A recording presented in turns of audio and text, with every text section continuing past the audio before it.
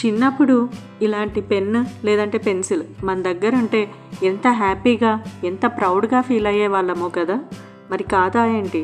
ఇప్పట్లో ఎప్పుడు పడితే అప్పుడు ఎక్కడ పడితే అక్కడ అంత ఈజీగా దొరికే వస్తువు మాత్రం కాదు ఇది. సంవత్సరానికి ఒకసారి మన ఊర్లోనో పక్కూర్లోనో జాతరలోనో లేదంటే ఏదైనా ఎగ్జిబిషన్ లాంటివి జరిగితే మనం అక్కడికి వెళ్ళగలిగితే వెళ్ళాక కూడా మనకు నచ్చింది ఉంటే మన ఇంట్లో వాళ్ళను పెద్దవాళ్ళను అడిగితే ఎంతో బతిమిలాడితే వాళ్ళప్పుడు ఒప్పుకుంటే అప్పుడు మాత్రమే కొనుక్కోగలిగే వాళ్ళం.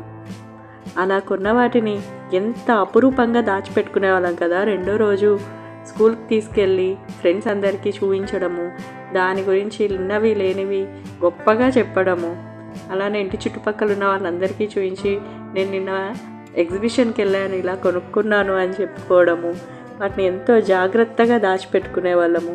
ఎక్కువగా రాసినా అందులో ఇంక్ అయిపోతుందనో లేదంటే ఆ పెన్సిల్ చిన్నగా అయిపోతుందో అనో ఎక్కువగా రాయకుండా దాన్ని అలానే దాచిపెట్టుకోవడం. కొంతమంది అయితే ఈ సంవత్సరం కొంటే మళ్ళీ దగ్గర నెక్స్ట్ ఇయర్ వెళ్ళే వరకు మళ్ళీ ఏ ఎగ్జిబిషన్కి వెళ్ళే వరకు దాన్ని దాచిపెట్టుకుంటూ ఉండేవాళ్ళం కూడా చూసేవాళ్ళం.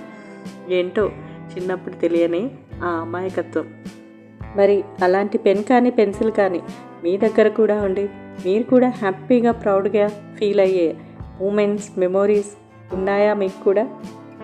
మీ చిన్ననాటి జ్ఞాపకాల్లో ఒక చిన్న మెమొరీని ఈ వీడియో రిఫ్రెష్ చేయగలిగింది అని అనుకుంటున్నాను.